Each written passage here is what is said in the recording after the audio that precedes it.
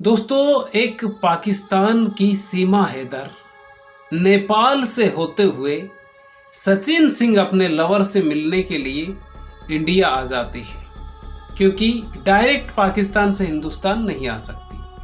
आप सीमा हैदर और सचिन सिंह के चर्चे सुन ही रहे होंगे, लेकिन क्या सचिन सिंह को डसने आई है या सचिन सिंह के जरिए पूरे देश को डसने आई है सीमा हैदर? क्योंकि इस वक्त अगर किसी के चर्चे हैं पूरे हिंदुस्तान में तो वो सीमा हैदर और सचिन सिंह के हैं। वैसे सीमा हैदर का भाई पाकिस्तानी आर्मी में भर्ती है, एक सैनिक है, पाकिस्तानी सैनिक, उसकी ये बहन है। तो क्या ये जो राज देना चाहती है, ऐसा तो नहीं कि ये राज देना चाहती है पाकिस्तानी आर्मी को, यानी भाई के जरिए, और इसका जो हस्बैंड है वो सऊदी में रह रहा है, गुलाम हैदर। उसने हमारे देश के प्रधानमंत्री आदरणीय श्री नरेंद्र मोदी जी से गुहार लगाई है कि उसकी जो वाइफ है उसको लौटा दी जाए, पाकिस्तान में दे दी जाए उसकी बीवी और बच्चों को। क्या है पूरी कहानी? क्या सच में ये विष कन्या है या सच में एक जो प्यार जो होता है वही है? पूरी कहानी मैं आपको इसी वीडियो में बताऊंगा। नमस्कार, मेरा नाम है मोहन अहिरवार और आप देख रहे हैं खबर तमर इंडिया का यूट्यूब चैनल। दोस्तों, चैनल पर पहली बार आए हैं तो चैनल को सब्सक्राइब जरूर कर लीजिएगा और बेल आइकन यानी घंटे के बटन को आप जरूर दबा दीजिएगा, जिससे कि आने वाले हर वीडियो हमारे आपको मिलते रहे। दोस्तों, आज की जो सच्ची घटना है ये सीमा हैदर और सचिन सिंह की है। सचिन सिंह हिंदुस्तान में रह रहा है, नोएडा में, और सीमा हैदर पाकिस्तान में रह रही है। आपने फिल्मों में देखा होगा ऐसा कि हिंदुस्तान और पाकिस्तान के लड़के लड़कियों में आपस में प्रेम होता है। आपने फिल्म भाईजान में सलमान खान साहब को देखा होगा कि वो पाकिस्तान में चले जाते हैं। आपने गदर एक प्रेम कथा में देखा होगा कि सन्नी साहब हैंडपंप तक उखाड़ देते हैं अपनी गर्लफ्रेंड के लिए, क्योंकि वो जब बंटवारा हुआ था उस वक्त गदर एक प्रेम कथा का जो सीन है वो उसमें आपने देखा होगा। और ऐसी फिल्में कई आपने देखी होगी जो कि हिंदुस्तान और पाकिस्तान के ऊपर बनी हुई है। लेकिन आज की जो सच्ची घटना मैं आपको सुना रहा हूँ ये सच्ची घटना, रियल सच्ची घटना है। लेकिन जो पुलिस का डाउट है और अभी जो जांच चल रही है, कहीं ये सचिन सिंह के जरिए सीमा हैदर हिंदुस्तान को तो डसना नहीं चाह रही है, क्योंकि ये हो सकता है कुछ ऐसे राज जो इसका जो भाई है वो पाकिस्तानी आर्मी में है, और अगर ये नागरिकता भी चाह रही है तो ये क्या कहानी है? थोड़ा सा मैं डिटेल में आपको समझाता हूँ कि पबजी सचिन सिंह 2019 में खेल रहा था और सीमा हैदर भी पबजी की शौकीन, और इसका जो हस्बैंड है वो 4 साल पहले सऊदी में चला गया। इसके बयान के हिसाब से इसका ये कहना है सीमा हैदर का कि इन लोगों में लड़ाई बहुत होती थी, लड़ाई झगड़ा बहुत होता था, और उसके बाद भी 4 बच्चे हो गए। आप पूरी जो कहानी है अंत तक जरूर देखिएगा इस वीडियो को, क्योंकि जिस तरह से वो बयान दे रही है, जिस तरह से वो बता रही है, उस हिसाब से और ये जो चीज़ें हैं पुलिस मैच करने की कोशिश कर रही है कि क्या सच में ये झूठ बोल रही है या सच बोल रही है। क्योंकि इसका ये कहना है कि ये 12 लाख रुपए की ज़मीन बेचकर इसने वीज़ा तैयार करवाया शारजहां से नेपाल, और नेपाल के रास्ते हुए बाय बस ये हिंदुस्तान में एंटर हुई और सचिन सिंह से मिली नोएडा में। यानी 12 लाख रुपए की ज़मीन बेच दी इसने। और सीमा हैदर को आप देखेंगे तो ऐसा नहीं लगता कि ये 4 बच्चों की माँ है। आप थोड़ा सा ध्यान से देखिएगा और इस वीडियो को अंत तक जरूर देखिएगा, क्योंकि हर जो न्यूज़ वाले हैं वो भी जा रहे हैं सीमा हैदर से बातचीत करने के लिए, सचिन से बातचीत करने के लिए। और सचिन का आप चेहरा देखिएगा, कोई अमीर व्यक्ति नहीं है, कोई बड़ा आदमी नहीं है, मामूली सा नॉर्मल लड़का दिखता है और नॉर्मल ही है भी वो। लेकिन जो दोस्ती हुई इनकी पबजी के ज़रिए, उसके बाद में फिर इन्होंने कॉन्टैक्ट नंबर लिए, व्हाट्सएप नंबर लिए, और व्हाट्सएप के बाद में फिर इनकी वीडियो कॉलिंग पे बातचीत हुई, फिर घंटों बातें हुई। ऐसे में एक केस अपने देश में हुआ था +91 और +92 का। ये हुआ था जयपुर के एक आर्मी ऑफिसर सैनिक थे और वो पाकिस्तान की एक लड़की से बातचीत किया करते थे। शायद आपने सुना होगा, हमारे जो क्राइम तक के जो शम्स ताहिर खान साहब है, उन्होंने वो कहानी सुनाई भी थी और उसमें ये सुनाया था उन्होंने कि +91 और +92 के जरिए, यानी कि +92 पाकिस्तान का कोड है और +91 हिंदुस्तान का कोड है, और इसमें वो जो आर्मी ऑफिसर था वो बातचीत करता रहता है। फिर धीरे धीरे वो जो बातचीत है वो इतनी ज़्यादा गहरी हो जाती है और वो जो लड़की है अपने आप को ये प्रेजेंट करके बता रही थी कि वो हिंदुस्तान आर्मी में ही भर्ती है। उसका जो पीछे का बैकग्राउंड जैसे आप देख रहे हैं मेरे पीछे, सेम वो जो लड़की जब बातचीत करती थी तो पीछे आर्मी की ड्रेस, पूरा हिंदुस्तान का जो नज़ारा है वो पाकिस्तान में उसने बना रखा था। तो वो जो हिंदुस्तानी जो आर्मी मैन था उसको ये समझ में नहीं आया कि वो जिस लड़की से बातचीत कर रहा है वो हिंदुस्तान में बैठी हुई है या पाकिस्तान में बैठी हुई है। उसके बाद में मिलने के लिए वो जो लड़की होती है वो दिल्ली में बुलाती है और दिल्ली में बुलाने के बाद में ये जो हमारे आर्मी मैन होते हैं ये दिल्ली में जाते हैं और काफ़ी वेट करने के बाद में वो लड़की तो नहीं आती है, क्योंकि हमारे देश की जो खुफिया एजेंसी हैं उनको भी उसके बारे में अंदाज़ा था कि ये लड़का किससे बातचीत कर रहा है, ये हमारे जो आर्मी ऑफिसर है ये किससे बातचीत कर रहे हैं।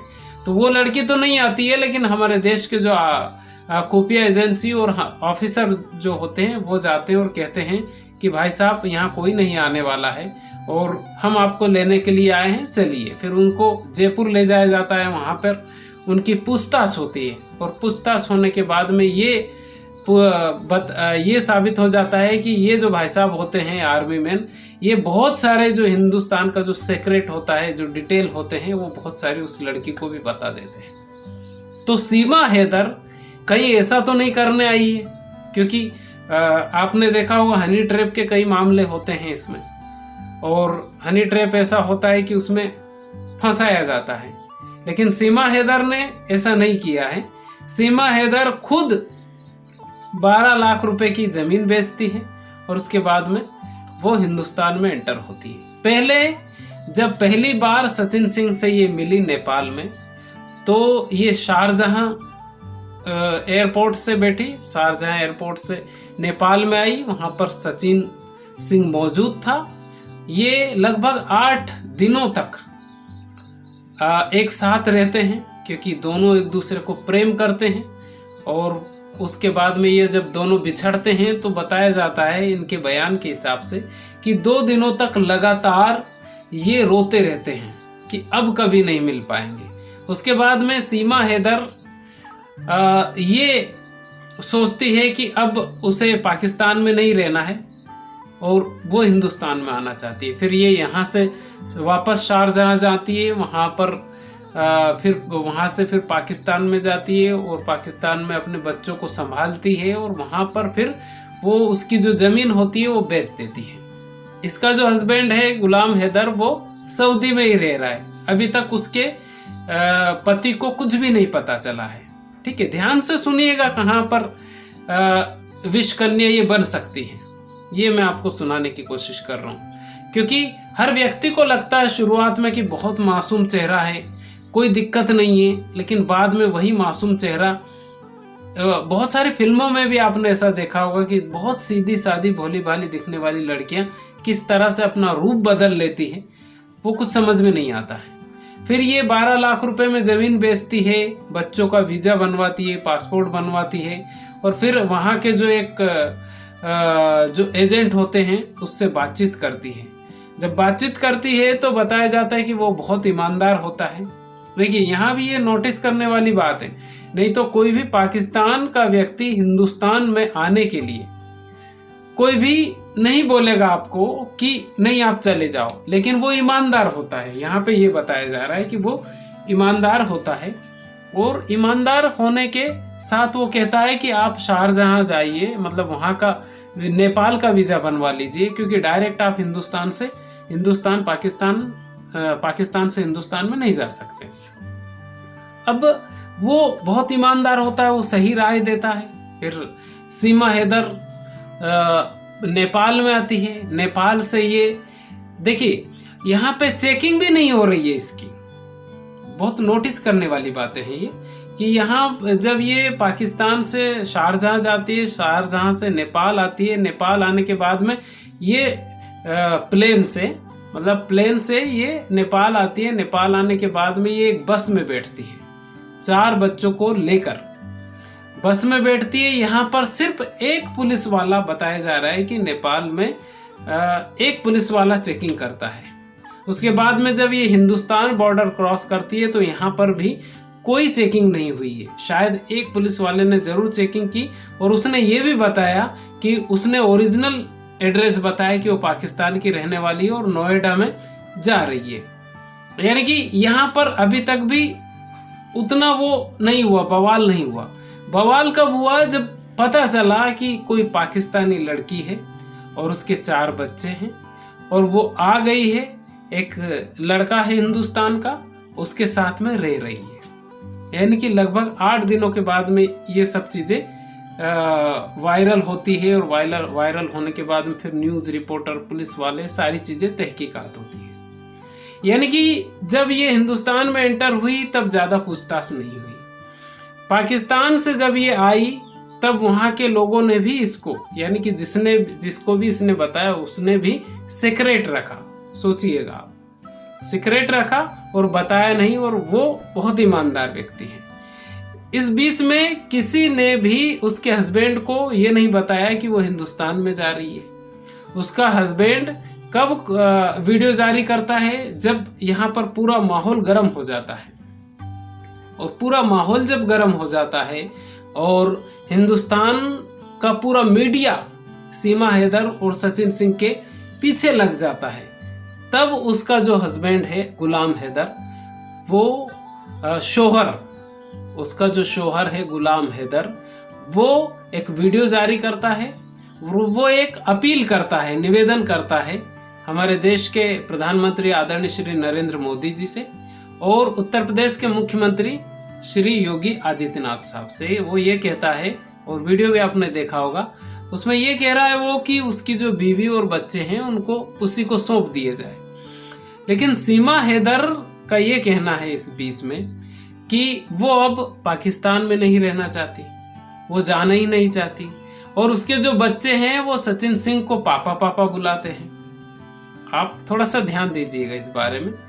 सचिन सिंह ने अपना लिया है उसको, और इन्होंने नेपाल के किसी मंदिर में हिंदू रीति रिवाज के हिसाब से शादी भी कर ली है। अब यहाँ पे जो चीज़ें सामने आ रही है कि इतनी सारी चीज़ें हुई, और वैसे इनको जेल में भी ले जाया जाता है, और जेल में ले जाने के बाद में फिर इनको जमानत पर रिहा भी कर दिया जाता है। अभी जांच पड़ताल अभी चल रही है।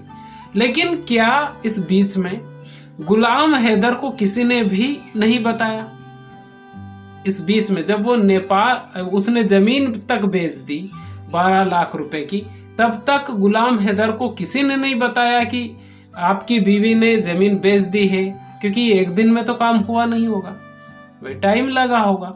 तो ये एक दिन का काम तो है नहीं, जमीन बेचना और खरीदना, रजिस्ट्री करवाना। भाई नियम ज़्यादा अलग नहीं होंगे, हिंदुस्तान और पाकिस्तान के नियम तो ज़्यादातर तो टाइम ही लगता है, क्योंकि बेचना और खरीदना ये सब चीज़ों में टाइम लगता है। उसकी रजिस्ट्री करवाना, ये सब चीज़ें होती है। इस बीच में किसी ने भी उसको मतलब पता ही नहीं चला इन सब चीज़ों के बारे में, न गुलाम हैदर को, न सीमा हैदर के भाई को जो आर्मी में है, किसी को भी नहीं पता चला, और ये हिंदुस्तान में आ जाती है। अभी इस वक्त क्या हो रहा है कि पूरा जो हिंदुस्तान का मीडिया है वो सीमा हैदर और सचिन सिंह के पीछे लगा हुआ है। अब सीमा हैदर का ये कहना है कि गुलाम हैदर उसे बहुत मारता था, आंखों में मिर्ची तक डाल देता था, और बहुत लड़ाई झगड़ा होता था। वो खुद परेशान हो गई थी उससे। उसके बावजूद 4 बच्चे हो गए। ये एक आप भी सुने होंगे उनका स्टेटमेंट, सीमा हैदर का जो स्टेटमेंट है आप सुने होंगे। लेकिन क्या रियलिटी है, क्या सच्चाई है, ये तो अब कुछ दिनों में ही समझ में आएगा।